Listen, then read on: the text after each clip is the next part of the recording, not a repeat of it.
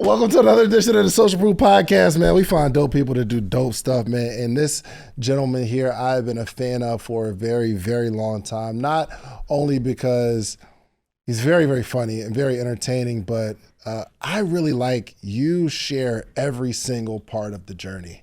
Yes. You know what I mean? Yeah. We got KevonStage in the building, What up, man. y'all? How you feeling? Hello. How are you, man?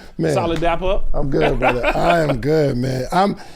I'm just excited because this podcast has allowed me to really meet some people that inspire me. And you really, really inspire me as a content creator. Really? Yeah. Oh, thank you. It's not just that you're a good content creator. It's like you're clever and you work. Yeah, I think poverty has done irreparable damage to me.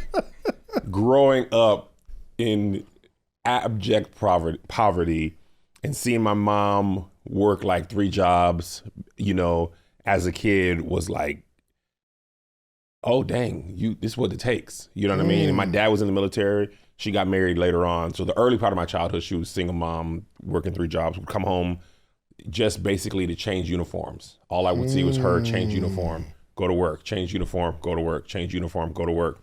And we all lived with my grandma, and my great grandma lived in that house too. All my uncles and aunts and in the same house. Yes, 9 people, 3-bedroom house. The nerve to have a dog. How dare you? How dare you add a 10th mouth to feed when there's 9 people? And my grandma, it was her house. She had her own room. So she had her mom and my mom and aunt share a room. Me, my brother, 2 uncles share another room. Oh, and my sister was with my mom too. And the dog was just out. You know what I'm saying? Like, you know, no dog food. I tell a joke on my last special. There was no dog food for the dog. Just ate, you know, the scraps of whatever we ate. Fried chicken, macaroni, greens, government peanut butter. Happy dog. Happy dog.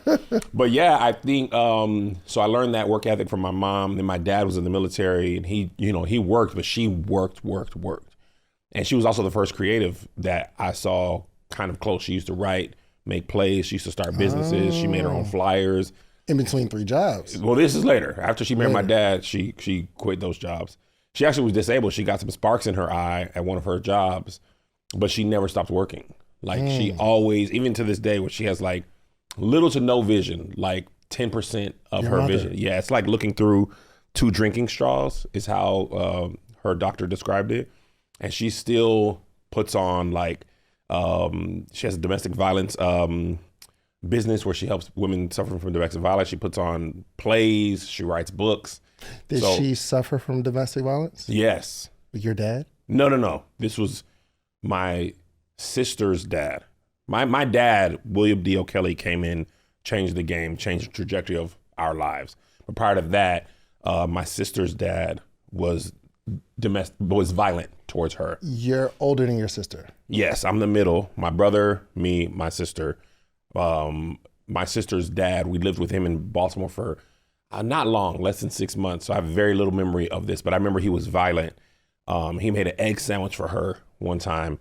And she made an egg sandwich for him.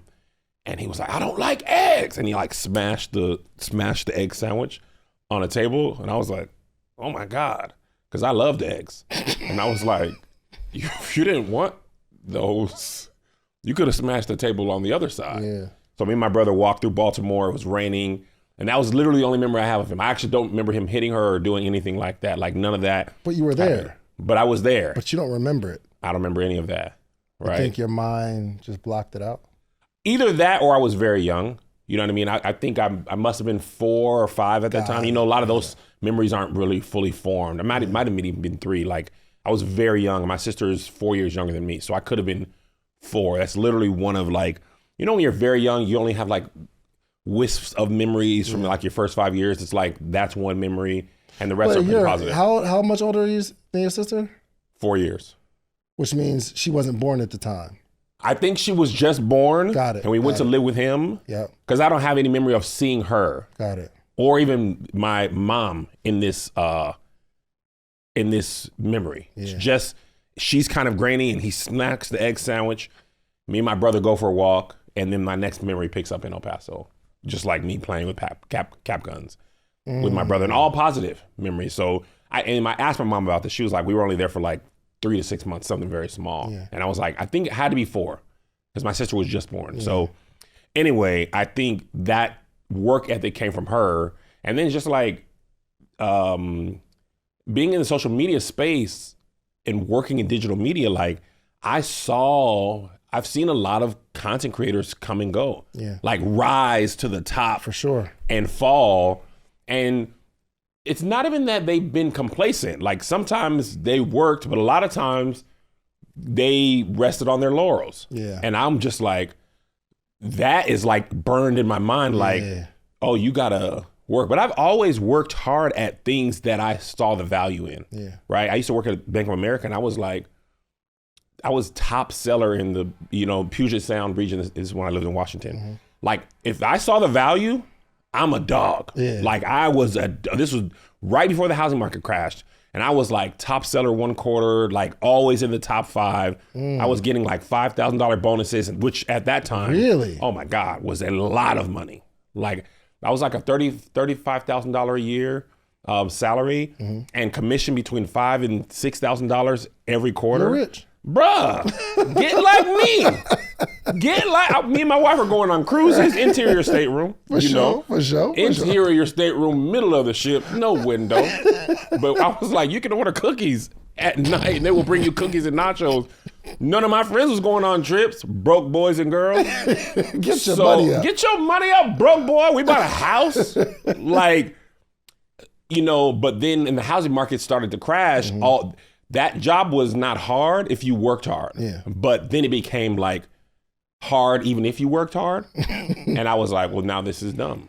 Because you can't sell because people don't have disposable income at that time. It was like, not only that, it was like at the time you had I was selling like home equity lines of credit, and everybody had equity. People are starting businesses. Like it was easy. Yeah. Right? All of a sudden, nobody has equity. Yeah. People are, they little gun shy. They're not buying houses. They're not refinancing. They're not selling houses. They're not getting credit cards. They're not buying cars. All these products that are my job to sell. So I'm looking at my manager. I'm like, bro, I can't defeat the American economy. Like, there's no sales tactic for no equity. So I wasn't understanding why my bonuses are going away because I'm not doing anything different. The world is shifting. Yeah. So I think maybe that was my first time when I was like, oh, I don't control this part of it, but it has an impact on me. For sure. So then I got a terrible manager who, like, I had a great manager this time. If you had a good sale, she only make you come to work. We had to come in on Saturdays, and we could come in like 3 minutes before the bank opened and leave when it closed. And she'd let us get paid for the 5 hours. So I'd come in at 9:58, kill it, leave at 1:02 because we opened for 3 hours. Man, she quit. I had a new manager was like, you guys got to come in at 8.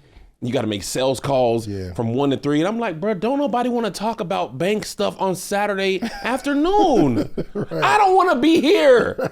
You think somebody wants you to call them on Saturday, their 1 day off, and talk about you being credit card done at Bank of America? Ain't nobody trying to hear that, man. And I don't like getting hung up on. People are like, man, I'm at my birthday. And then it was like hard hang-ups.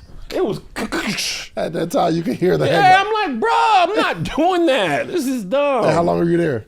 So it gets a little foggy. I was in Bank of America for like 2.5 years. Then I quit there. How old were you at this time? That was my first real job. So I'd say, I graduated college at 21. I'm mid-20s. I don't know the exact age. I'm 42 now. Okay. Yeah, so. How's your memory, bro? Yeah, I know your wife be like, bro, I said this to you. Like, because here's the thing. I got mild cases of it too. I'm like, you didn't say that. She like, yes. That happens to me all the time. Clearly. But those dates are, that was like a blur of my life. Like, you know what I'm saying? I was just thinking there's some years where nothing impactful happened. Like 2009, brother, what? I don't know. I know I was alive, but I ain't got no linchpin memory about 2009. So at this time, okay, I've always been an entrepreneur. Yeah. And I've always been going after something. So I can remember these times because I was always going after something. Yeah.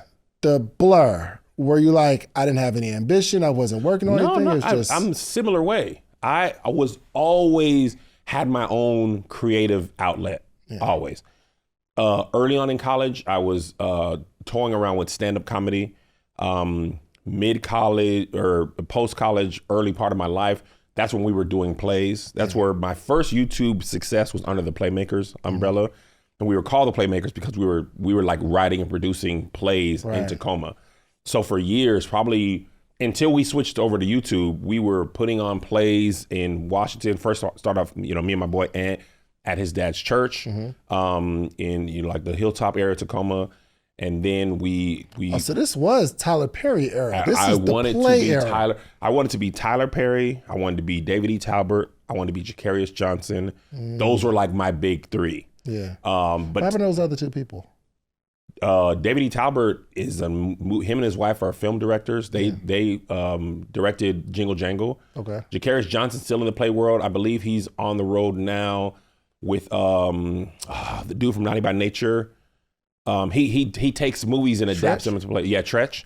Hold on, real quick. Yeah. People still do plays? Well, yeah, urban plays. David E. Talbot. I mean, Jacarius I know Johnson. people do them, but I mean, Jacarius Johnson be on the road and they still sell. Like he's doing film adaptations now, and you take some of the people from the movie. Alan Payne might be in the movie, and then in the play. You know what I'm saying? R&B stars in between tours and stuff. They'll go on plays. Black folks love a play. Love a play, so, but Tyler was like, he was the biggest. Yeah. So we wanted to reach his level and we almost got there, right? There was a place called the Showware Center in Tacoma. It was a brand new arena, seat like 7,000 people. Yeah. Kind of like the Gateway Arena here in Atlanta, but a little bit bigger. And our biggest play was called Till Death Do Us Part. And we had got in contact with the promoter who had worked with Tyler Perry, right? At that time, I thought, oh, you know him like that, which you could easily just be the person that helps him bring his play to Oakland. Yeah. So we flew this promoter out. He was a real promoter, and he loved the play. Put him up in the finest of DoubleTrees. I'm talking about. And you wrote the play. Me, my brother, and Aunt wrote the play all together. I wrote songs for the play. Fire. It's on YouTube in sections because we couldn't put it all out at once. We had to keep it coming back. So we wrote songs, we acted, we had costumes, did all this, had investors. Tyler Perry promoter comes out and he loves the play. We go out to dinner, Applebee's, riblets on me. Come on, man. Dead serious, brother. Dead serious.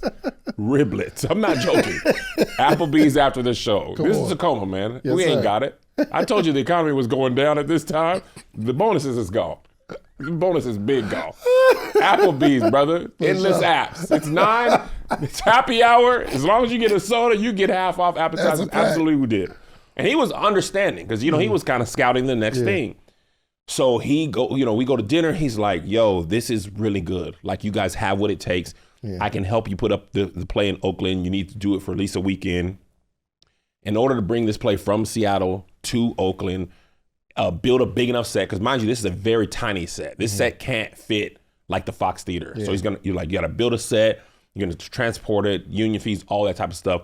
For a week, 2-weekend run in Oakland, you're going to need probably like $300,000 investment. We were like, let me get that check.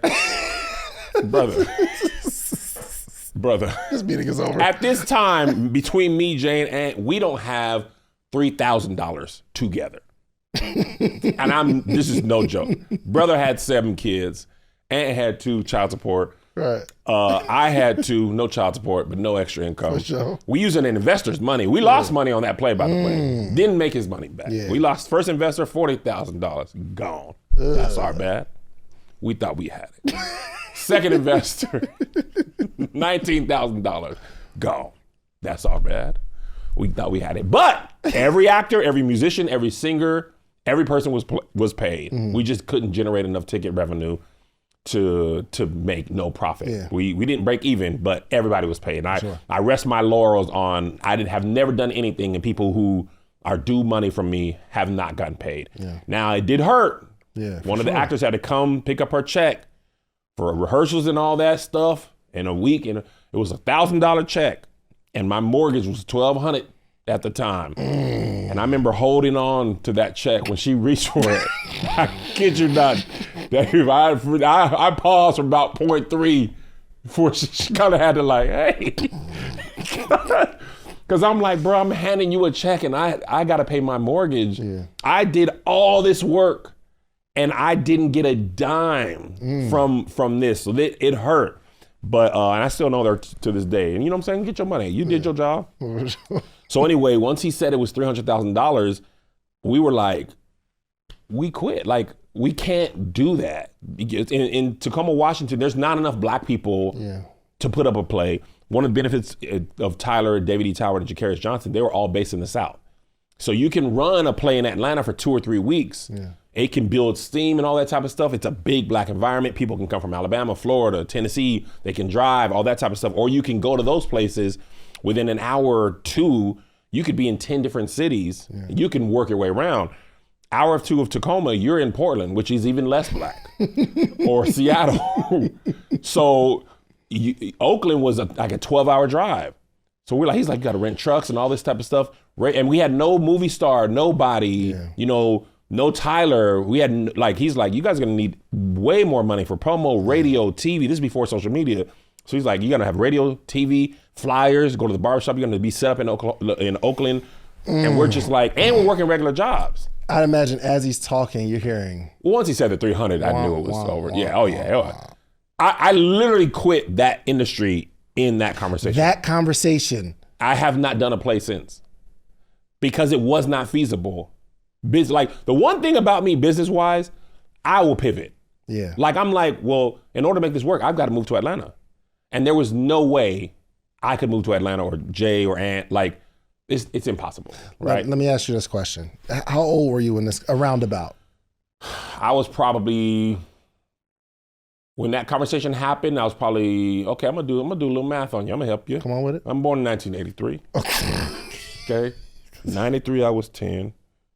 2003, I was 20. 2013, I was 30. Okay, we're going back up.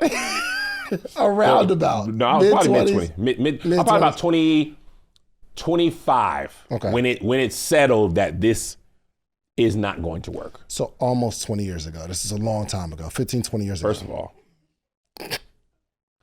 everybody take it down. This is why I don't do math. I don't need you to put qualifying dates on. Almost 20 years ago, man, but technically, about 15, 17. It helps, it helps me set up this question. Yeah. Fast forward, 42-year-old Kev. Yeah. I believe in something, and there's somebody telling me that's already built it, yo, you can build this thing. Would you have figured it out? What do you mean? Would you have, you're at this level where you're doing something and you see it's clearly working. And I believe maybe somebody had that same conversation with Tyler and we listened to his story, right? He didn't really have it, but he figured it out, which creates the distance between Tyler and everybody else who may have had that same conversation. Mm-hmm. The 42-year-old Kev today, would you think you've done the same thing, or you would have said, yo, I'm just gonna make it happen and I'm more creative, I can think about how to make it happen? I think, I still don't understand your question, but I'm gonna answer it anyway. Okay. I think I would have figured it out because one thing about me is I cannot stop. Like, that's my point. 15 years ago, you stopped. Somebody had a conversation, you stopped. I stopped for a moment, right? And in that moment, I'm like, this isn't gonna work. Yeah. And at that time, I prayed to God. I was like, literally, God, if this isn't gonna work, just take this away. Take this desire, take the scripts, take the dreams, take it away. I will coach my son's basketball team. We'll go to picnics. We'll go to, Mariners games. I'll work my way up at the bank. Like, just take it from me. Yeah. So we stopped that, and not even 2 weeks later, right? I took a little pause because I had no idea. This is 2012, by the way. And I had been working at Boeing at the time. And by the grace of God, it was the easiest job I ever had in my entire life. Crazy enough, I got paid more money than I ever made in my life and did less work and then I don't even know how you could get paid more and do less. Impossible. Yeah. And I just want to frame how little work I did. Yeah. My job was a scheduler. So you buy an airplane, it's basically just like buying a Toyota Camry. I kid you not. You say, I want a Camry, black, tinted windows. I want CD changer at the time, blah, blah, blah. Plane is the same way. Southwest says I want a 737 ER, extended range. I want to be able to go from, LA to New York. I want this many seats in this configuration. American Airlines, Southwest says no first class, this distance. American Airlines says I want 6 first class, these shares, blah, blah, blah. So all I would do is take your order and input, basically the license plate number. Right. I would get 8 planes a month, 4 at a time, every 2 weeks. If I went and took as long as possible, it would take 30 minutes to input a plane. For a given week, I'd have 2 hours of legitimate work.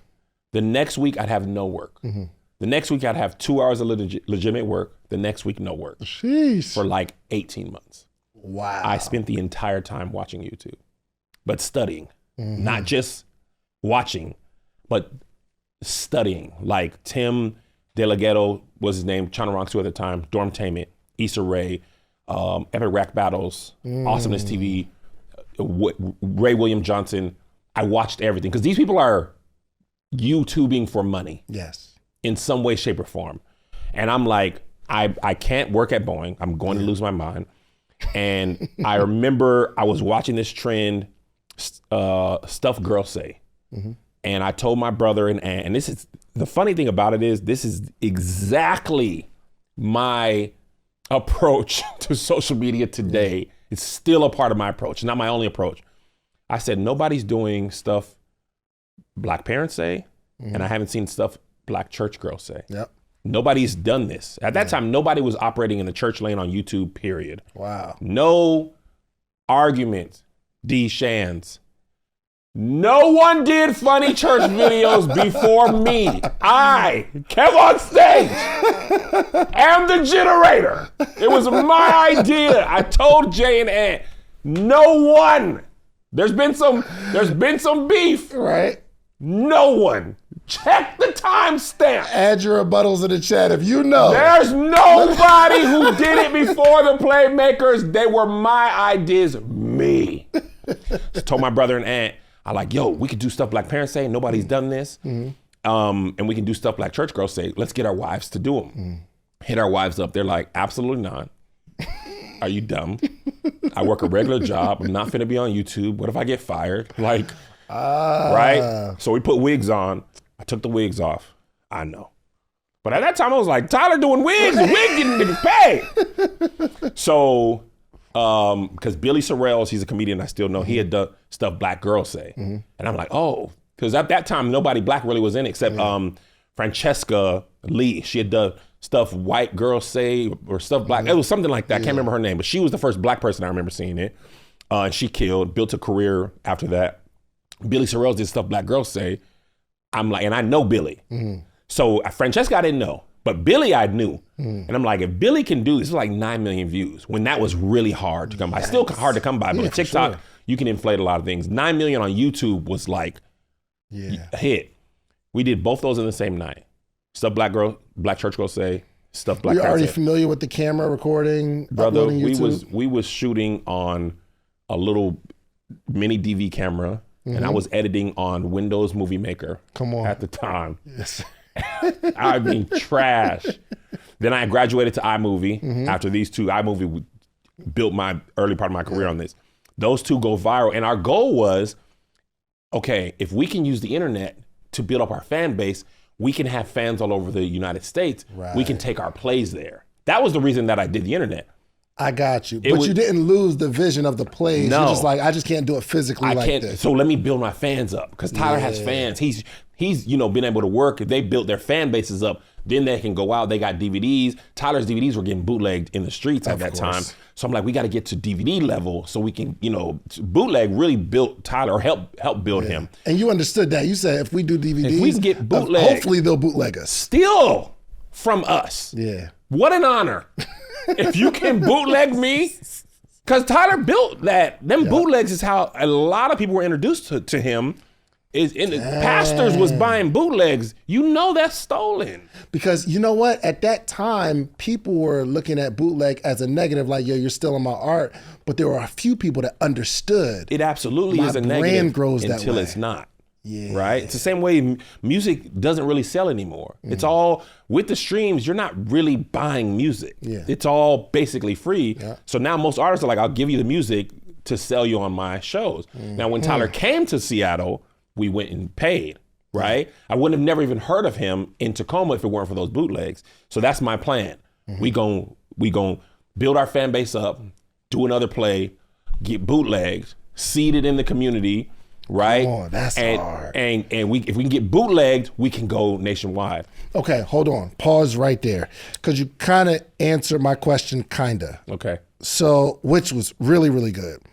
I thought initially that conversation made you think, I'll never do a play again because someone had an opinion. And he was like, yo, I'm just not going to do it, right? Oh, no. But you are the same KevonStage that you were now that you were like, yo, I'm not going to just quit, period. Because some people get talked out of that. Somebody probably had that same conversation, said, I'm just never going to do plays again because I don't have the money.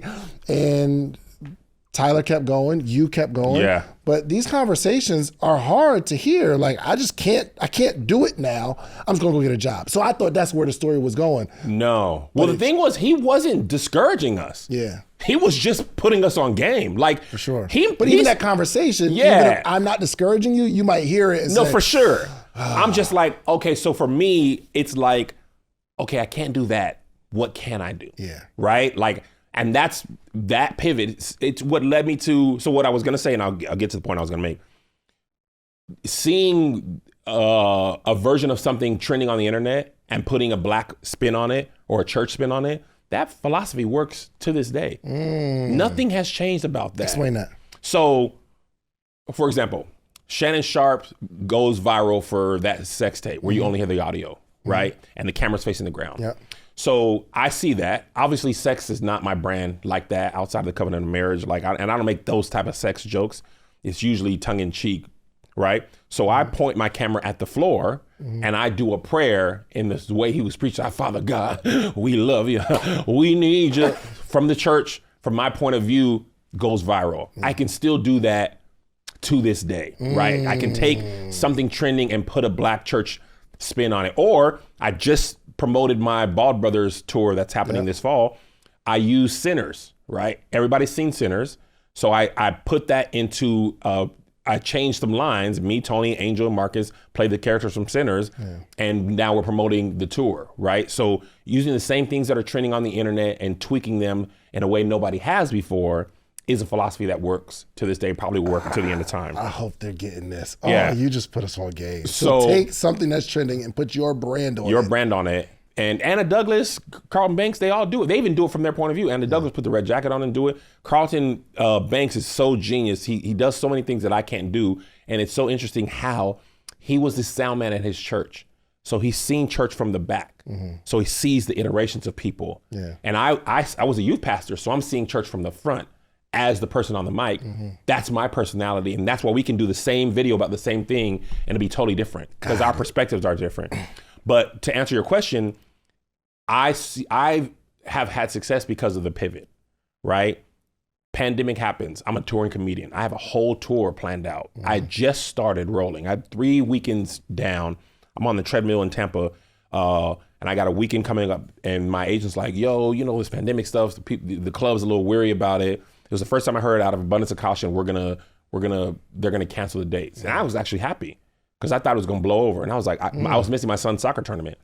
So I was like, oh, dang, that's great. Like, I get paid. Actually, it was a Twitter event. Twitter was the first thing. I was supposed to go to New York and get like $5,000 to speak at an event. Oh, wow. Twitter canceled. They're like, you can keep the money. We're being real cautious. And I was like, Twitter's, they're very liberal. They want to be ahead of this. No bet. No problem. Then my agent called and said, yo, your Tampa dates are canceled. I mean, your next dates are canceled. So now that's money out of my pocket. But I ain't tripping because I was like, okay, I'll go to my son's tournament and I'll pick up next week. Before I get home, the next day, I'm on a flight. He's like, your next week's canceled. And then I'm like, ooh, Then by the time that tournament, like the Wednesday of that week, my son's tournament's canceled. And that's in Arizona. They're like, that's red state. So now I'm like, okay. Explain what's happening internally. Oh, it's my worst nightmare. Because I was always afraid I would get canceled. Like I say the wrong thing or this old video resurfaces and I'm no longer getting supported. And I'm like, dang, I can't go out and perform live or it's gonna be so reduced that I can't feed my family. And live events at that time was my number one income. It still is, right? So in a matter of about 10 days, I go from a whole tour from like February through October, booked. I'm on my third week to everything's canceled for this week. Everything's canceled for this month. By 2 weeks, my agent was like, the tour is canceled. What does this represent to you in income? Like how much did we lose? About? Hundreds of thousands of dollars. Really? Gone. Literally, the opportunity to make hundreds of thousands of dollars is gone. So you're broken at this point. Like I am like, by the grace of God, my dad taught me something that has instilled something in me that I'll never forget. He said, if you go out, he said, starts off with saying, live well beneath your means. Well, especially if you're in entertainment, because you don't know how quickly it can change. And remember, I was telling you, like, I've seen even movie stars, right?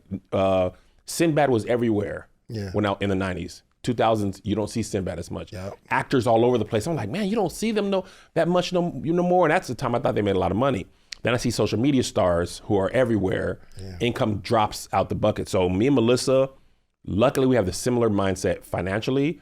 We didn't buy a new house for probably about 4 years after we could have, because we wanted to make sure we could withstand 3 months bad, 6 months bad, year bad, 2 years bad, 3 years bad. So by that time this happened, we were 3 years of it could be bad, it will still be okay. Wow. However, that's still how I pay my bills, how I pay my employees. I don't want people to, go without work. And also, like, part of that downsizing plan is moving from LA into one of the houses we rent that's much smaller in the South. That's also part of our, it ain't work no more plan, right? So I don't want to activate that plan, but I will if I have to. For sure. So I'm terrified. I'm like, dang, I don't know how I'm going to do this.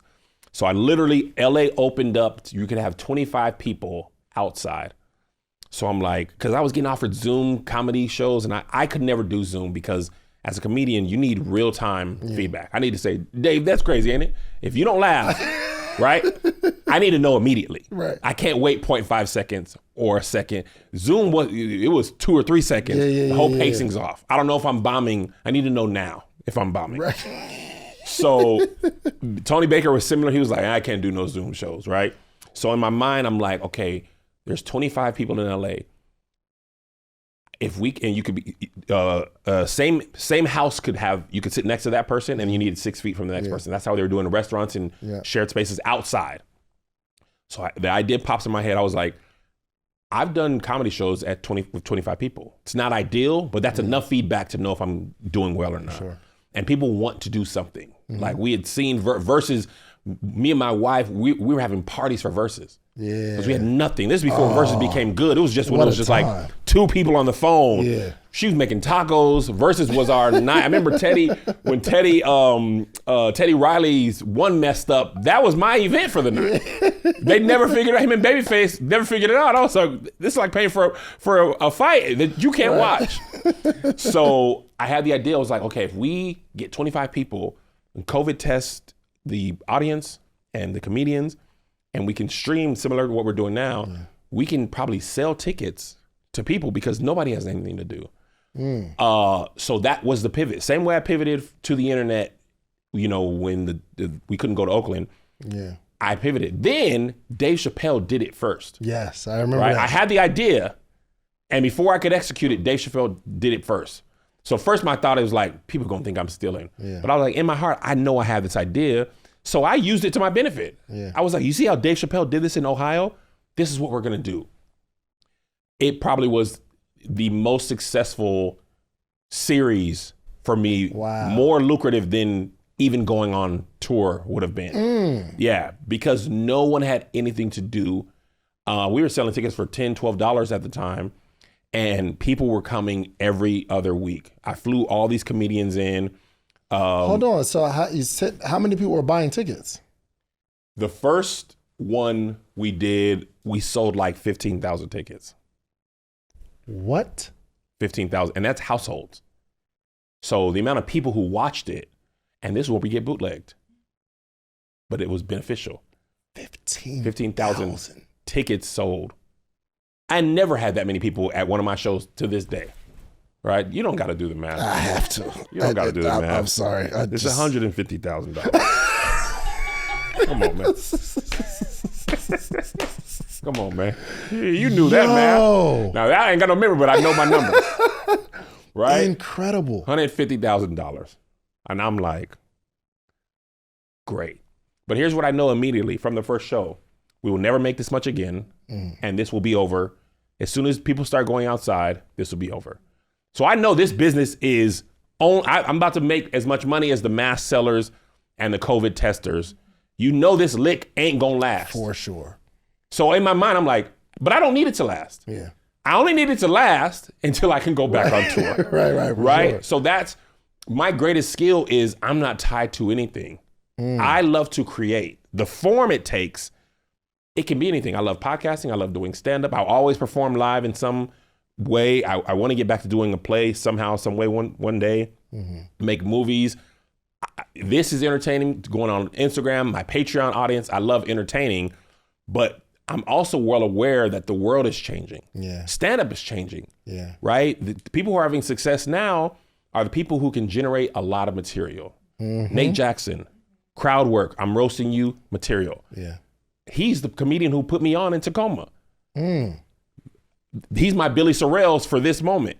Matt Rife, crowd work, 85 South. They did this before anybody that I saw. Yeah. As far as like new material at a rapid pace, 10, 12 brand new specials a They year. did a whole special of crowd work. Like, Infinitely brilliant. Josh Johnson now, he's putting out a new special every Tuesday, political commentary. Wow. I know that's not my lane. Like he's a brilliant comedian, but he also worked for The Daily Show. So this was part of his skill set and his training. So I don't know how that man does it. That man is gifted, right? Ali Sadiq, he's done probably 6, 7 specials in the last 2 years. His special, My Two Sons, got like 6 million views. So I see how people are working, and I'm like, how can I do that? I hit up Tony Breaker. I'm like, Tone, we got to be able to, as comedians prior to the pandemic, we were all precious with our material. Yeah. Because you got to come see me live. I got to save this for you. The internet is changing that, right? Crowd work is how you're getting people to come see you live, generating more crowd work. You have other jokes. Nate and Matt, they all have other jokes, but the crowd work is what filling the seats up. So I'm like, we need our version of something that we don't care about the material. One thing that Keep Your Distance blessed me with is I was performing every other week and I was hosting. So I could no longer, I don't have enough jokes memorized to perform that often. Yeah. So I'm hosting, I'm just riffing off of what the last person said. Easier reps. I gotta say something, especially if they bomb. I gotta get the energy, like that's the host's job, maintaining energy. I gotta build you up first. It's cold out. It's literally cold during the pandemic. Like it's like 60 degrees outside. People don't laugh when they're cold. You don't know that because nobody performs outside and comedy clubs are not cold. Theaters. So we got my wife in here. She's in a blanket. If Nobody you ain't laughs funny, when they're cold. brother, people don't laugh when they're cold. You gotta make them laugh. So they start off the show like this. They done got a COVID test. We done went up your nose. You got tears coming out your eyes. It's 60 degrees. You got to be funny, man. And nobody cares. If they love you, it ain't funny, it ain't funny. Right. I bombed in front of my wife. Yes! Bro, she can't help you, but she can't help me be funny. She can love and support me, rub my back after I bomb. She can't laugh at what ain't funny. So I got to get the audience up first, get them warm. And then if the comedian kills, I do keep the energy going a minute or two. Comedian bombs, I got to bring you right back up to here because it's unfair to the next comedian. I grew a lot as a comedian and I shedded I have to be precious about this material. Yeah. I'm like, I got to generate funny stuff. So I'm doing current events. I never did current events because I'm a control freak. I need to make sure this joke works. I don't know if it's going to work if I'm trying for the first time, right? That's the one thing that's hard about stand-up. But I'm guessing you've released that. Now I'm just creating. So what I'm gathering from you is whoever creates the most quality content at the fastest pace wins. And that's why I do it. Ladies and gentlemen, KevonStage. And it doesn't even have to be all quality. Quality is relative to how you're viewing it, right? I can probably rip a clip from here and it'll be quality. I can pick my phone up and say, oh man, this TikTok is quality, right? But stand-up wise, that stuff was pristine. That's quality. Like quality needs to be relative. There's only so much quality you can put in if I'm watching it like this on the toilet. So sometimes people, we think too much of this. Yeah.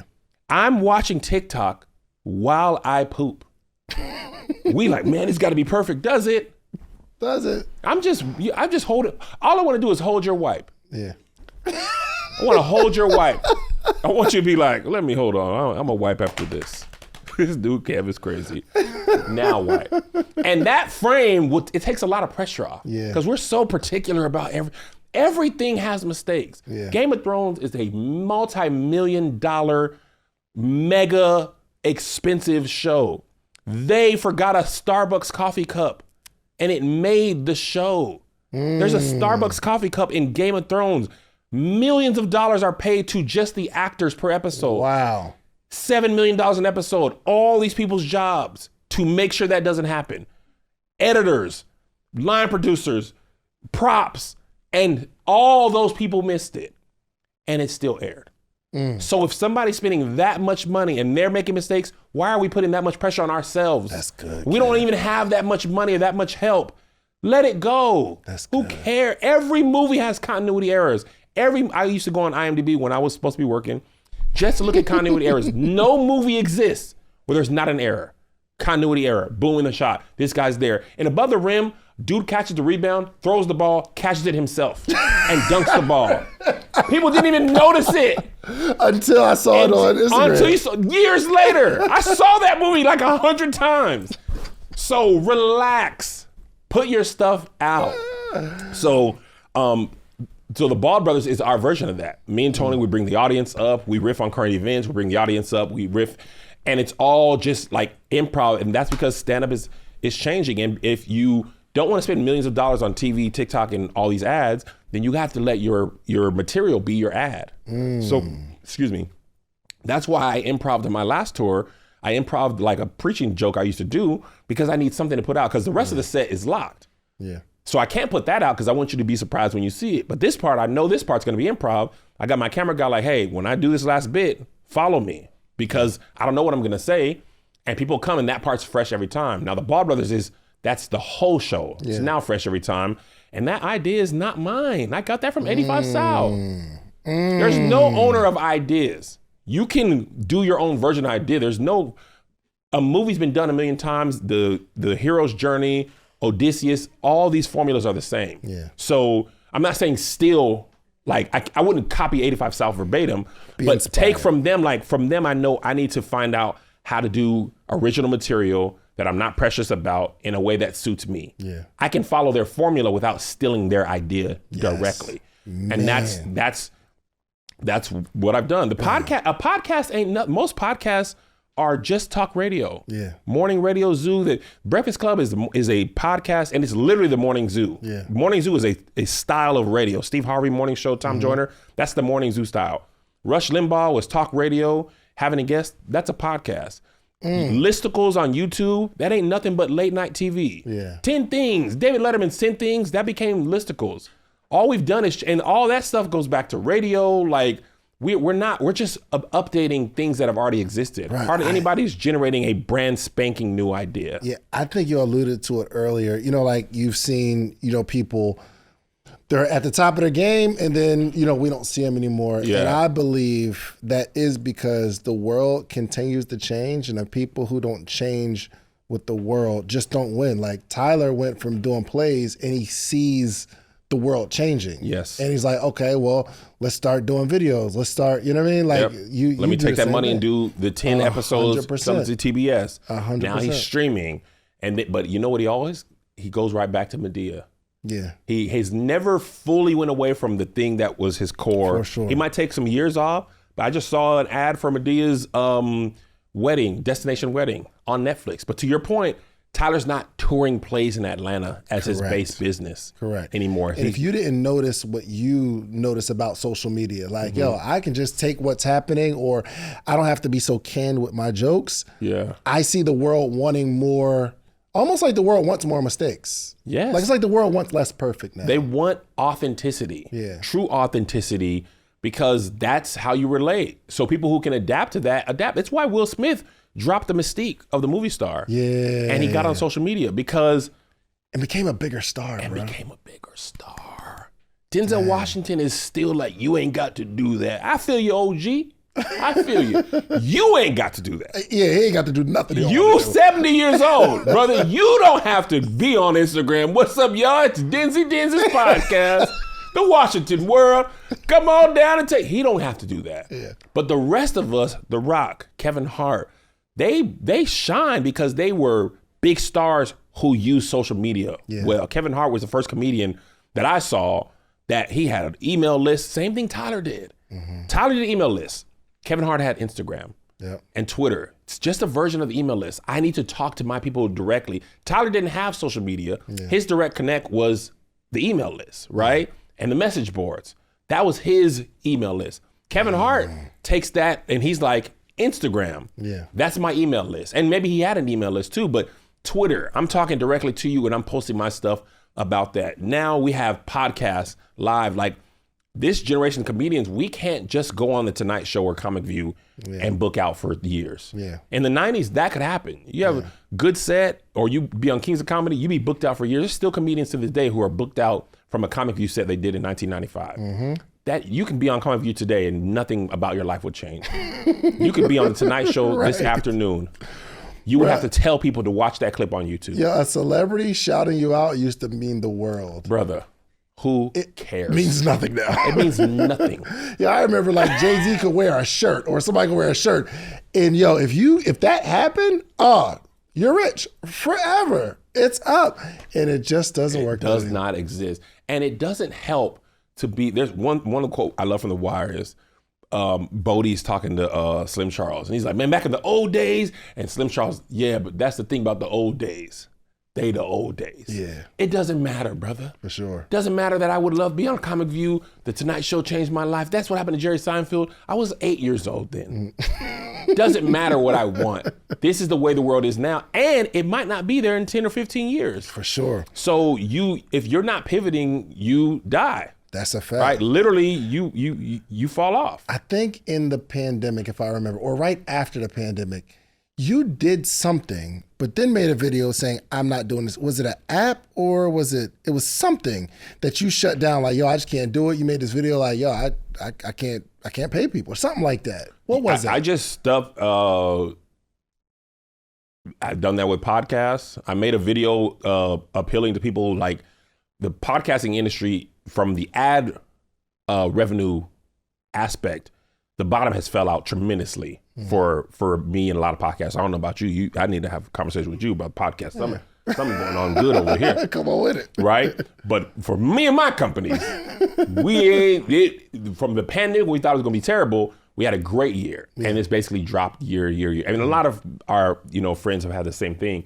So I made a video like, yo, if y'all don't support this show on Patreon, I can't continue it. Was it? It was an app that you had. Well, I shut my app down too. KevonStage Studios. Yes. Okay. So that was it. You had the app, and I just remember this video, and it hit me hard too. I'm like, bruh, people don't understand. It takes a lot. You think like we got all these followers and it's successful. It takes a lot to build something. That's why my book's called The Successful Failure, because the app wasn't even. It was profitable. It was not even negative. People were getting paid. It just wasn't scalable. There was a world where the money we had saved, if we tried to continue, we wouldn't be able to. We eventually would go bankrupt. I saw the end before, and I'm like, I don't need to go bankrupt to see that this will go bankrupt. I don't need to hold on to it forever.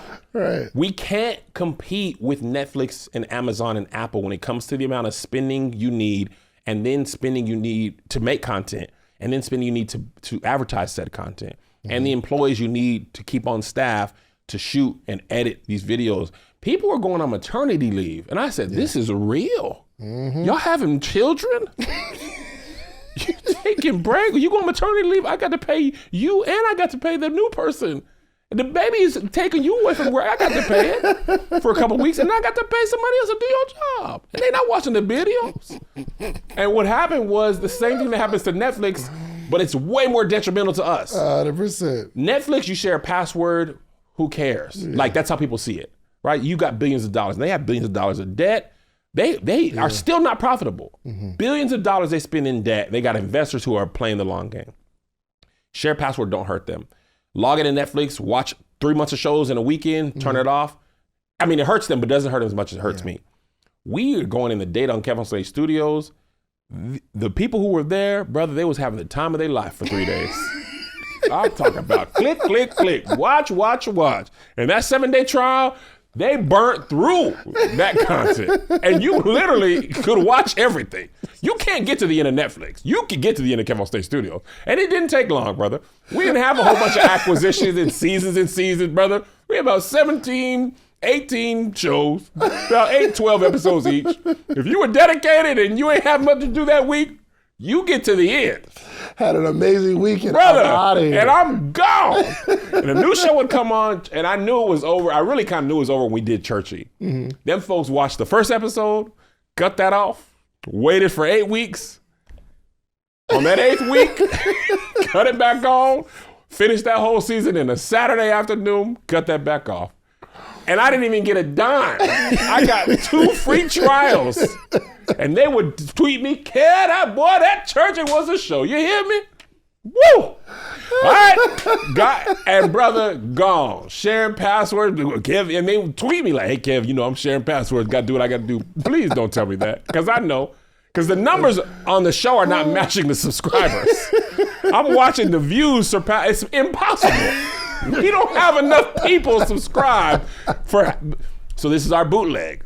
For sure. Right? But it wasn't sustainable. So I had to make the hard choice. Like, we got to let people go now because this will die. And we got the overhead of the soundstage, right? And it's just not going to work because we would either have to go in debt or take on another owner or take on a line of credit. And I'm like, I can't spend at the level of Apple. And Quibi was $1 billion investment. Quibi didn't last 6 months. That's a fact. That was supposed to be the next big thing. Brother, and they had it at the opportune time. Yeah. During the pandemic, y'all couldn't figure it out when everybody was at home. Right. So I'm like, we lasted 4.5 years. And I was really like, man, this is the thing about me, D. Can I call you D? Yeah. D Shans? Should I call you David? What do you prefer? Whatever you like, brother. I'm good. D Shans Dave. In my mind, I'm starting this app to dethrone Netflix. Because there's no point of, in my mind, I'm taking over the world every time, brother. Yeah. Netflix is going to be in there like, who is KevonStage? He's stealing our subscribers left and right. We got to set a meeting with this guy, bring him in. Give him $100 million to stop. Brother, they didn't know a thing. Never crossed their desk.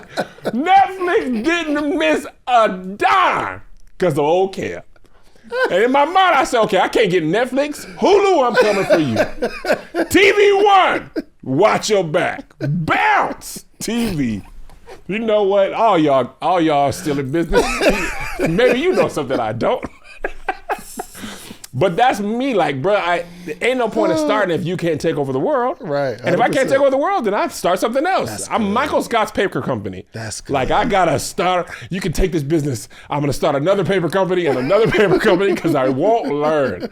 Now, I learn and I adjust, but I would never. And that, I think, is my God-given gift of like, that's good. I'm relentless. Yeah. Right? For example, I wanna make this New York Times bestseller book. List for my new book. Yeah. At the time we did our first book, I had my wife's help. I had my first book. All these are benefits. My wife has her own whole community. It's your first book. People want to support you. They want to support us. They want to support her. Yeah. We have all this stuff. And we got that list. We was 10th. For sure. It took everything. We had Target to help us. We could go to Target. We was in Target. Target's everywhere. Come and buy it. Yeah. Can't go Target no more. It's over with. Can't go Target. Ain't as many Barnes and Nobles as there are Targets. So now I don't have my wife's help. Now I don't have First Book Luster. Now I don't have Target. Target bought a lot of my books. And I'm not even saying like we got go to Target. I'm not saying that. I'm saying each thing has new obstacles. Yeah. I gotta figure out how to do it this time for this book. And no different than during the pandemic, all these people had plans to do their book tours. They can't do it. They gotta do, podcasts virtually. Like you always gonna have to shift, adjust.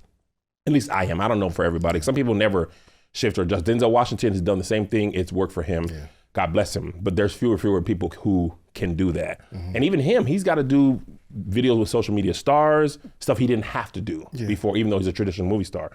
But my whole point is like, now I'm out doing podcasts to promote the book. I've hired an animator to promote the book. Yeah. And as more ideas come, I will, if I don't make the list, it will never be because I didn't try. I have this philosophy. I can live with a loss. Yeah. I can live with failure. What I can't do is sleep at night knowing I didn't really give it my all and I lost. Man. I can lose. I might not make the list. And that's just my personal goal. I might not make the list. But if I don't, it won't be because I was just like, well, I ain't got targeted now. I ain't got Melissa's help. Oh, it's me. Well, what do I have? I might do man on the street. I might do all kinds of things. But that's my approach to everything. Like, I just keep coming. It's like Rocky wasn't even a good boxer. He was actually terrible. He sucked at defense. He was awful. He just wouldn't stay down. Apollo Creed was like, dog, stay down. His face was falling off. He was an awful boxer, terrible husband, terrible father. He just wouldn't stay down. And if you don't stay down, sometimes your opponent gets tired. Like it is, this is good, Deshaun. It is disheartening to your opponent when they think they have you beat and you get up. If I think I knocked you out and it took everything and you get up, now I'm defeated. Because I'm like, well, damn, what will it take? I hit you with everything I have and you will not stay down. That's what happened to Apollo Creed, happened to Rocky's opponents all the time. They are now on the other side of, oh my God. Now your mind is messed up. And I'm just a dog, man. I don't stop. I don't quit. I don't rest. Not like that. I'm not saying work hard, but I mean like, I actually rest really well. I go to bed at 9:00. Yeah. I'm tired. I sleep well. But I don't quit. I'm inspired, bro. Yeah, like my YouTube channel, I'm so excited about this. It's been my goal to hit 1 million subscribers on my YouTube channel since I started. 2012. I have hit 1 million on every other thing, right? TikTok, Instagram, Facebook is at 3 million. But I set a goal for 1 million on YouTube. It felt impossible for a long time, especially when YouTube switched to algorithm-based recommendations versus subscription-based. I was stagnant for years. I was like, man, and I remember talking to my son and I was like, who do you subscribe to on YouTube? My youngest son. He was like, he looked at me like I subscribe. Like you said Black Planet or something. Yeah, he was like, what? I recommended. Yeah. So I'm like, years, stuck at 600,000. I'm at 993 now. You know why? YouTube Shorts. You gotta play the game that the platform is playing to win. And I learned that from banking. When I was a salesman at the bank, every quarter we used to call it the flavor of the day. The bank wants us to sell home equity line of credits. All the best bonuses were tied to whoever sold the most of that. Bank's done with that. Next quarter, we're focusing on business loans, y'all. It doesn't matter what you did last quarter on HELOCs, that's what they're called. Now it's business lines of credit, okay? Now I gotta sell that. Next quarter, we're focusing on credit cards, y'all. So I've learned in traditional America, you gotta play the game that the game is playing. YouTube is trying to catch up to TikTok and Instagram Reels, so they're serving more shorts. So now I've gotta make sure my videos are 9:16, even though for years, YouTube filled the screen this way. Now everybody's copying TikTok. They're all copying TikTok. So that's the growth pattern there. And it wasn't until I realized that I got to do that I started growing again. And it's just like bro, you gotta be active. And that's why, to your earlier point, people ask me like, why don't most people do it? Because it's very hard. Yeah. Most people don't want to do things that are very hard for very long. For sure. I'm 270. The main reason eating healthy and working out is very hard. I understand. I want biscuits right now. I went to this place called Mrs. T's. They had oxtail grits. I said, what manner of man is this? Why God gave you such a beautiful idea? I love oxtail, love grits. You mean you got salmon croquettes as well? I might move. I'm gonna have it, D. You think I'm eating kale salad when oxtail grits is available to me? That ox is dead either way. If I buy the tails or not, that baby ain't gonna come back alive. So I understand when it comes to social media, people ain't doing this for that long without the success, man. They took years of no views. Years. KevonStage, I was building my YouTube page while the Playmakers was going viral for every video. And my personal page, 11 views, 15 views. Because I knew from the jump, I said I cannot get boxed into only church content. I will be stuck. I need you to know from the jump, I'm not just doing church content. For years, the Playmakers had more subscribers than me. I would shoot and edit a video that did 1 million for the Playmakers channel, shoot and edit a video for myself that would do 7, 5, 6, 7. Not 700, not 7,000. 5, 6, 7. I remember when I started getting over 100, I'm like, this hit 563. This other video, 700,000. My page, 563. I said, baby, we cooking with grease now. We're almost there. Right? Kept building that. Eventually, KevonStage surpasses the Playmakers for a variety of reasons. But I'm working at All Def at this time. Brother, I remember, you want to talk about pain, D-Shan? You want to talk about pain? I made $70,000 a year at All Def. Most I ever made at any company at once. I was handing out checks on behalf of All Def to people who were making vines. Brother, remember that mortgage thing I told you about? Yes, sir. That was nothing compared to a Viner. We got a Viner a check. She had to promote a movie. 6.5 seconds. That's how long Vine technically was. It's actually a little more than 6. It was 6.5. She got $36,000 to do this. We closed her deal, signed it. She went into an office like this. The girl said, "What up, y'all? Check out this new movie in theaters Friday." Post. $35,000. Her friend, $30,000. Let me get your phone. I left mine in my purse. What up, y'all? I don't remember the name of the movie. I probably wouldn't say it if I did. Check out this new movie in theaters this day. Airdrop that to me. Post. $25,000. The next friend, they were all in the office together. Oh my God. What up, y'all? What was the name of the movie? Hold on. Oh, okay. What up, y'all? Check out this new movie in theaters this day. $20,000. We had 6 of them in a group. We gave out like $200,000 amongst the 6 of them on behalf of the movie. Oh my gosh. I was eating turkey burgers for months. They made my salary in legitimately 6.5 seconds. They did not edit these videos. She shot it in Vine. Oh my God. Posted it. 30, and that was just, we gave out more than that on a myriad of occasions. That's the first one I saw made within a 5-minute span. $200,000 was handed out. What are you thinking at this moment when you're when this is happening? What are you thinking as a comedian, as a content creator? What are you thinking? I need that. I need for my voice to be so valuable that the movie company or the company says because the movie company says I need to talk to D-Shan's audience. They're not watching commercials. They're not watching these skippable ads. They're listening to you now. I need to be that influential that somebody finds enough value to give me $30,000. And that wasn't even their biggest brand deals. This was like chump change to them. I remember we paid, and I'm saying we, the company. Yeah. I've just had to make sure these people were paid. For sure. we had to pay this person 160 grand to make a show that shot over 2 days. Before they shot, they were like, I need half of that wired to me. This is a Saturday. And I'm a former banker. In my head, I'm like, brother, that ain't gonna hit till Monday. I need the confirmation. Sat down in a chair, was like, we'll start when I get the confirmation. Wow. I'm making calls, production's waiting, cameraman, people is like, they getting paid. Everybody's getting paid whether we shoot this or not. I make a few calls. Within 15 minutes, they email me the confirmation of the wire. Wow. I send it to them.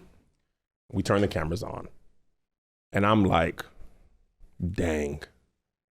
Turkey burger for me for lunch. This person just made more than my house is worth in 2 days. My house in Washington is upside down at this time.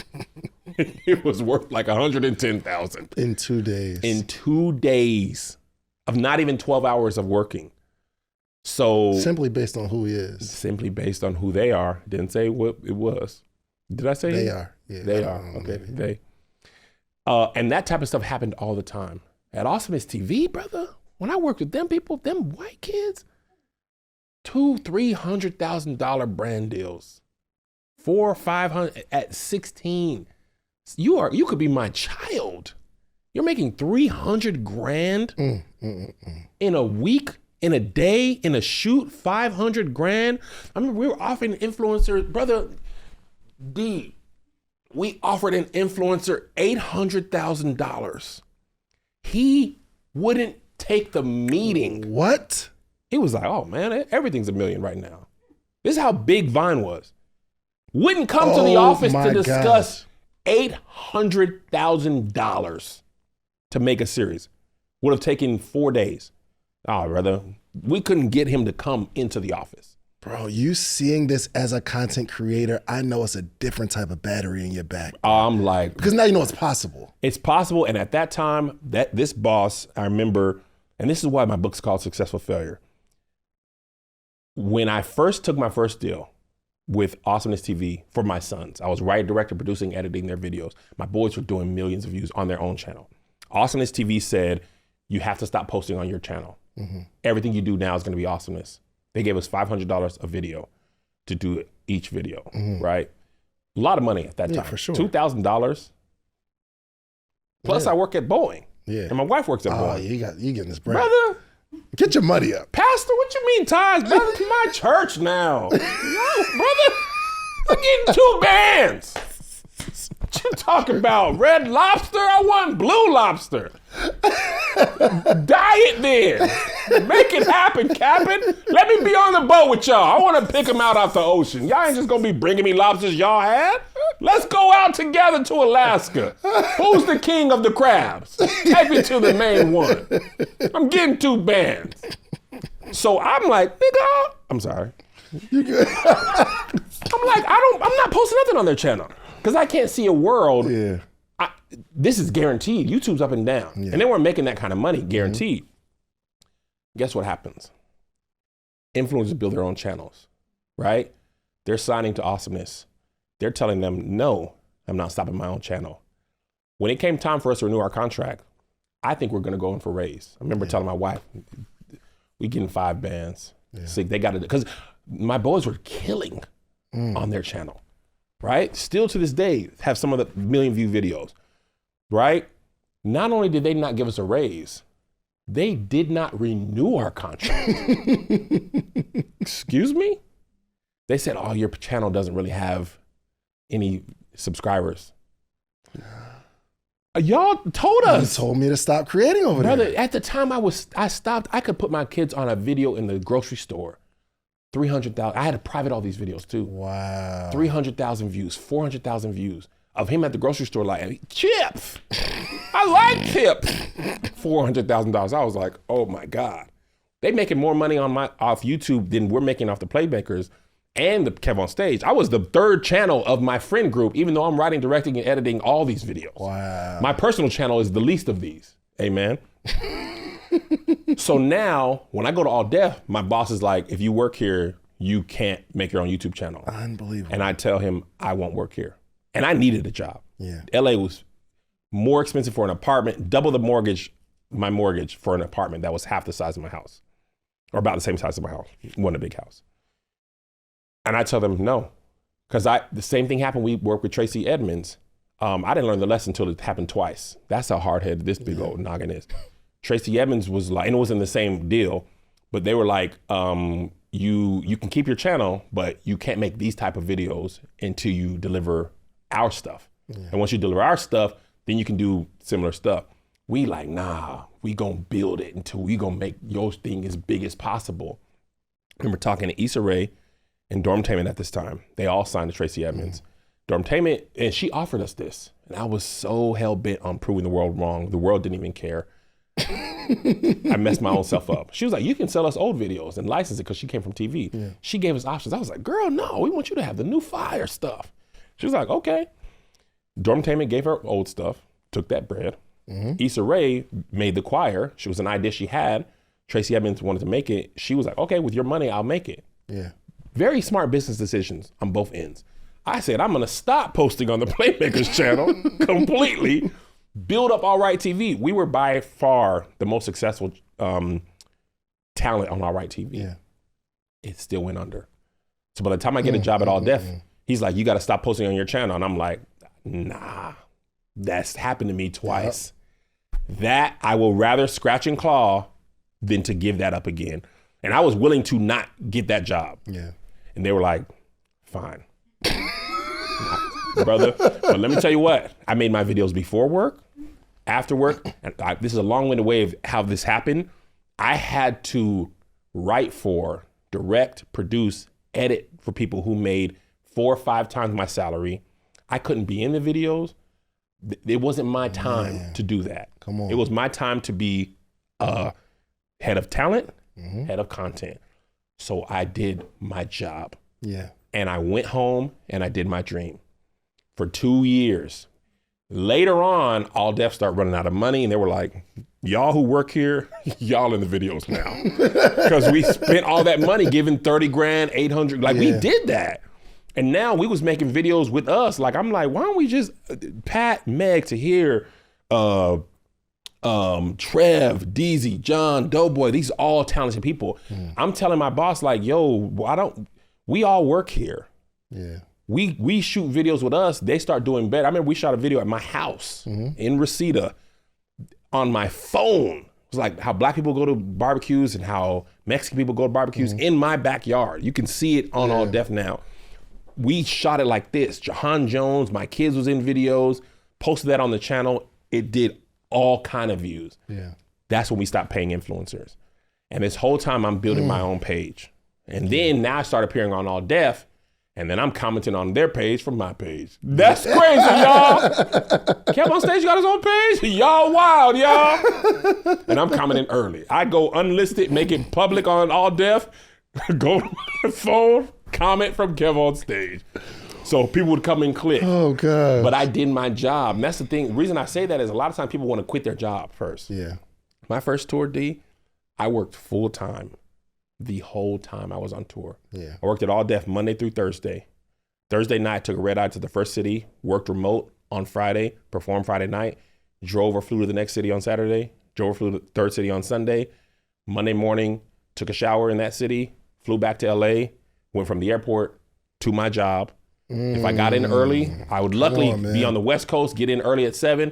I'd go to sleep in one of the offices, start work at 9, work all the day till 7, and then go home. I did that for 10 months to make sure I could pay the comedians that were on tour. It wasn't until the 3rd month of the tour that I knew I could pay them out. That's when I knew I made bread. Yeah. Like if I don't sell another ticket, I can pay them out for the rest of the time. But I needed health insurance. I got kids. I worked a full-time job and toured full-time for a full year and would have done it again if my wife wasn't like, brother, you gonna kill yourself.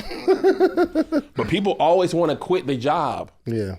A lot of times you're too early to quit your job. Yeah. Your job is your first investment in your company. It often provides stability, healthcare, and the time. Do it on the weekends, do it on your break. I did that all through Boeing on the break in my car. You would never know I was at Boeing making them videos. People don't work through the windows. Like I don't think people should quit their job until you get to a point where you can't fulfill the other obligation, because like work is getting in the way now. Exactly. But most people have a job and a dream. They're not operating at that level. No. And the thing is, I think a lot of times people want to quit the job just so they can tell the internet they quit the job. They not gonna pay your bills though. Or you think you're gonna have more time when you don't have a job, and them days get long. Yes. When you ain't got no job. You're gonna be sitting there going to the grocery store, twiddling your thumbs, cleaning up the kitchen, and it's like, you think you got more time to build your business, and you don't. And you don't. So I'm all for quitting your job at the right time. I think you'll know when it's unsustainable. Yeah. And that might happen for you early, but I've known a lot of people, influencers, who quit their job and that money dries up and they went back to work. Real fast. And guess what? I will do that too. I always tell people, if I end up picking you up on Uber, is you can 5-star me and 20%. Yes, it's me. I will work that job, brother. If it all goes to crap, I will probably be in South Carolina living. I got to lower my cost of living. I'm not staying in Los Angeles, I'll tell you that. Atlanta, here I come. Y'all can't tell me I can't move. I'll be out in McDonough. McDonough had good prices. I'll go out to Jonesboro, Duluth. I might live in Augusta so I can get to Atlanta when I need to. But y'all ain't gonna stop me if I run out of bread. I'm coming down here with y'all. Yo, bro, I think when people look at successful people, they feel like they're super talented, they're super gifted, and they were maybe in the right place at the right time. But this conversation shows you got something special. It's not even that you're just talent, like your strategy, the way you see it, the work ethic, right? Just being able to look into the future, seeing what's happening, assess it, even living below your, like you have a formula and a strategy, which is no surprise why you're successful today. Thank you. I purposely hide all of this and make you think it's just okay, Cam. You know, Cam. Tell some more jokes. That Cam girl eating the sugar in his grits, y'all. Brother, one thing I learned from comedy, good comedians will make you think something's improv that's planned because you feel like improv is funnier. Yeah. So I can make it feel like it's, oh, what now? Just like magic. Like the magician knows the trick, but he can't show you. Yeah. So part of my thing is, cousin Kev, which I am like that until it comes to meet and greets. I'm not cousin Kev. I don't want to shake a million hands after a show or before, right? But if you meet me in the airport, I'm very personable because I understand, like I learned from wrestlers, like every person you meet is a fan. You have an opportunity to increase their fandom or reduce it with how you interact with them. So I know one of the reasons I don't do meet and greets is because I know it's hard for me. Nobody, imagine you worked at McDonald's. And after work, you had to meet 100 people. Be like, bro, I'm tired. And I know I can't meet your expectation consistently because I'm tired. This is good. And I can't, to perform at my level, I need rest, right? And because of my travel schedule living from LA, we don't have a lot of rest. So it takes too much out of me to meet your expectation every time and then go perform, or perform and then meet your expectation every time. I didn't even know this about myself. Melissa and Tony and Tahir, the first tour, they were like, bro, fix your face. What is going on? I'd be like, in between pictures. And when you come up, I'm like, hey, nice to meet you. That video that goes viral of me, because bro, I got it until I ain't got it. So that's why I stopped doing them, because I don't want to let people down. And I know I can't get you up. I don't tour like a rock star. They have a bus. So they get to the venue in the morning, they sleep all day. They can do a meet and greet because I'm flying back and forth from LA. Even if I lived in Atlanta, I might have more energy. But I don't have energy until like the middle of the second day most of the time. And then I'm flying home on Monday. So I just took that out unless I'm doing just a meet and greet, because now that I have enough energy to meet everybody's expectation. So that part of it is because I don't want to do it, but the main reason is I don't want to let people down. If you paid for that experience, you paid more, and you're like, Kevin ain't look happy to do it. He wasn't. That's brilliant, bro. Knowing yourself. No, and I leave money on the table. Like my last tour, they were like, brother, do you know how much? And I'm like, yeah, I know. But if I lose your fandom in one interaction, I can't monetize you ever again. That's good, bro. Never. I want to be in this business for years. So if all I can give you is the show, at least you're happy. Yeah. But if you had a great show and then you feel like I was a jerk after, you're done. And if I lose 100 people at a time, every city over years, that's thousands of people. And then they tell, man, I met Kev, he wasn't me and this mom, man, it's an act. Oh, dang, I ain't gonna go to his show. Now it's spreading. Wow. I'd rather just not do it and leave the money on the table. Being able to see that is impressive. Bruh, the more you talk, the more impressed I am. Yeah, I have, been a fan of yours for your comedy for a very long time. But now, all of the content, all the stuff I've seen you do, I'm even more of a fan today. Thank you. I'm going to send you a blue heart, man. I've never been seniors, bro. I'm going to send you a blue heart every day, actually. I'm going to send you 21 blue hearts. Bro, first off, thank you, because that did something. People really started tuning into the show after that. That tickled me pink. Now let me ask you a question. Yes, sir. Right? Because this is what I be telling people all the time. How long had you been doing this before that video came out? Years. I didn't know anything about you until that video. Wow. Didn't know, it just started going viral. But I remember when I watched it, I said, oh, like the way it was framed on Twitter, it looked like they were boys, like y'all were boys. Mm-hmm. And then I watched it, I was like, oh no, he's an interviewer. Oh wait. Well, he's not just an interviewer. This looks like his thing, right? Imagine if you had stopped 1 year prior. Yeah. Right? Like that's what I tell people, like there's still people discovering me today. Yeah. They don't know who I am. And I've been doing this for 13 years. And I've been making a video a day for 10 years, every day. And this last year, I've been 3 or 4 a day. Still, and the podcasts, and the Spectrum commercials, and the TV show. I go in my dressing room when we're shooting Friday Night Vibes, make sure my videos, I'll shoot one in the morning or preload it, shoot something on my lunch break, knowing I'm shooting a TV show. Because I know that TV show gonna come on Friday. It's gonna be off this season. If it gets canceled, the viewers stay with TBS. Yeah. A lot of them don't know how to find me. So I'm always, it's just coal in the engine. And now I separate myself. I'm auditioning with you and somebody else, and we have equal auditions. And they go and see, well, Kev got 7 million followers. Yeah. He's now talent and marketing for the show. It's an easy choice. Sometimes they'll take you if you're less talented, if you have the marketing arm. Yeah. But now I'm going to add value in 2 ways. And that's why I'm always keeping my engine going, so that if you give me a deal, I can add, or main reason is I can promote myself. Yeah. Because if all this goes away, Spectrum, TBS, Churchy, the book, if nobody else ever offers me a product thing, I can always go to my fans. Yeah. I can live comfortably just doing stand-up or podcasts or videos with if I never gain another follower ever, I can live my life for the rest of my life. Bro, I'm inspired. Yo, you have no idea. I am inspired on a whole nother level from this conversation, bro. Buy a book, man. Tell your people to buy a book. Listen. Is the book out? The book isn't out just yet. Pre-order it. I've got a long way to go to get to my goal. Yo, somebody, listen, if you're watching this right now, I need you to do me a favor. Well, where can they see it? Where can they see it? Where can they buy it? You can go to KevonStage.com or the link in my bio. Successful Failure is the name of the book. You can pre-order it.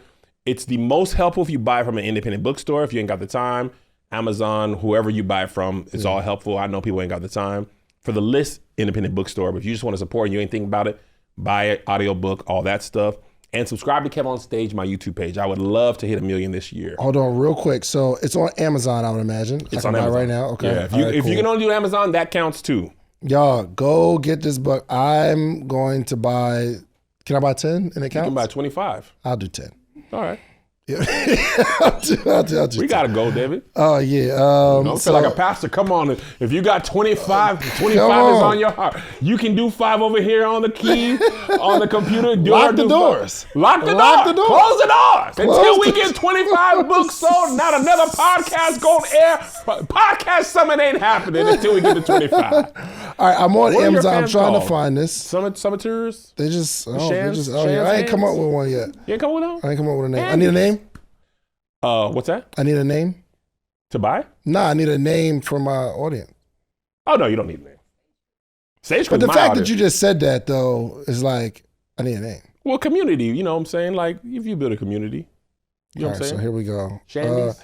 I'm going to successful failure, lessons from flat on my face. Yeah, lessons learned flat on my face. Flat on my face. I am going to get 10 books right now. You said, I thought you was doing 20. I said 10. Okay. Yeah. They was going to do the 5 each. Yeah, I'm going to get the 10. That was right going to quick. get to 25. Somebody right. in the podcast watching is going to do it. Listen, if you've been touched by anything I said today and you find it in your heart, go to KevonStage.com, click that book. If you could only do one, but you won't be as blessed Get the book. as if you do 2. Get if you do 25, the book. I'm going to send you a prayer cloth. Miracle water. I just got 10. 10 books Oh, in. you really a man of your Locked- word. Of course. I thought I was going to push you to. I appreciate this. No, I really do. All jokes aside, I truly appreciate Absolutely. Man, yo, you don't know. This conversation helped me in ways that I can't even really explain to you. So the $200 is not it's a drop in a bucket. Thank you. For where I'm going after this conversation. No lie, I'm not saying this for the podcast. Like, people know I internalize things, and when it like shakes me to the core, Yeah. I talk about it. If this was like a subpar interview, I'd be like, man, thanks for coming out, man. Give us a word of wisdom. But this really, I think anybody watching this, if you've been inspired, especially if you're a content creator, I think it's your obligation to go get a book. Go get 2. There's more stories like that. The reason I wrote the book is because of social media. We have been conditioned as creators and consumers to only see the highlights, right? You watch SportsCenter top 10 highlights, right? But you watch the game, it's not all highlights. Yeah. Like LeBron might hit the game-winning shot, but he could have been 0 for 7 before that. Yeah. And I think it's important to remind people, like, my wins are stacked up losses. They're not just win after win. It's, dang, they beat me out of that deal. Dang, they beat me out of that deal in a different way. I can't give my audience up. Dang, I learned this. Like, it's stacked up losses that become wins, not stacked up wins.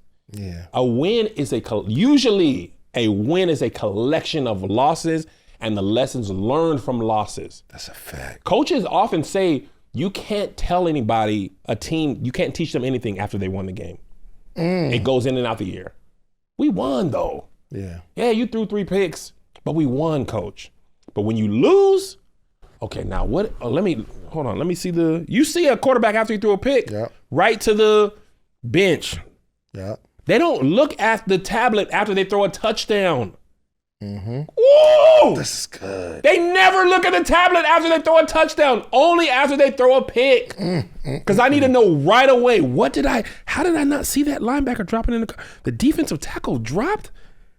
Touchdown? My God. Hey! Let's go! You are cooking right now. Nobody checks the tablet after a touchdown. But when you learn, okay, if this guy drops here, the next time he drops, now I can use that. Yeah. Let me hold the safety, because I threw a pick last time, staring the safety down. Let me hold the safety with my eyes. Now come this way. Now I'm throwing a touchdown. Now I don't got to look at the tablet.